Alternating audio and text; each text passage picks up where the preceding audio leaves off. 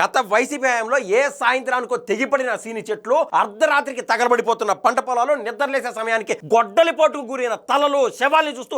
బిక్కుమంటూ విలువలాడిన రాయలసీమ ప్రాంతవాసులు ఇప్పుడిప్పుడే drone city, electronic, automobile, horticulture, space మరియు defence హబ్లు అంటూ రాయల్ ఎన్ఫీల్డ్ లాంటి బ్రాండెడ్ కంపెనీలతో అభివృద్ధి పదంలో అటు ఉత్తరాంధ్ర ఇటు కోస్తాంధ్రతో అభివృద్ధి పదంలో దూసుకుపోతుంటే, టీనేజ్ లోనే తనకున్న నేర ప్రవృత్తి వల్ల జైలు పాలయ్యి బయటకు వచ్చిన తర్వాత అటు టీడీపీ హక్కును చేర్చుకోకపోవడంతో తనకున్న మైండ్ సెట్ కి వైసీపీనే కరెక్ట్ అని భావించి వైసీపీలో ఇమిడిపోయిన బైరెడ్డి సిద్ధార్థ రెడ్డి, రోడ్ల పైకి పోతే మేమే కొడతాము, పోలీస్ స్టేషన్ పోయినా మేమే ఉంటాము, కర్మగాలి హాస్పిటల్ పోతే అక్కడ మేమే ఉంటామని రాష్ట్ర ప్రజల్ని భయభ్రాంతులు చేసేటువంటి ప్రయత్నం చేశాడు సదరు వ్యక్తి. ఇదంతా కేవలం గత 10 ఏళ్లుగా జగన్మోహన్ రెడ్డి తనకు సీట్ ఇవ్వలేదన్నటువంటి అకస్తో చేసినాడనేది వాస్తవము. తనకున్నటువంటి ఫ్రస్ట్రేషన్ మూలన ఏ విధంగా జగన్మోహన్ రెడ్డి కంట్లో పడాలని చెప్పి తాజాగా అతి పిన్న వయసులో మంత్రి అయినటువంటి టీజీ ఫ్యామిలీ వారసుడు టీజీ భరత్ పైన ఫేక్ ఎలిగేషన్ చేసేటువంటి ప్రయత్నం చేశాడు బైరెడ్డి సిద్ధార్థ రెడ్డి. అయితే గత 30 సంవత్సరాలుగా టీజీ ఫ్యామిలీకి ఉన్నటువంటి రాజకీయ చరిత్రలో కనీసం విపక్ష పార్టీలు కూడా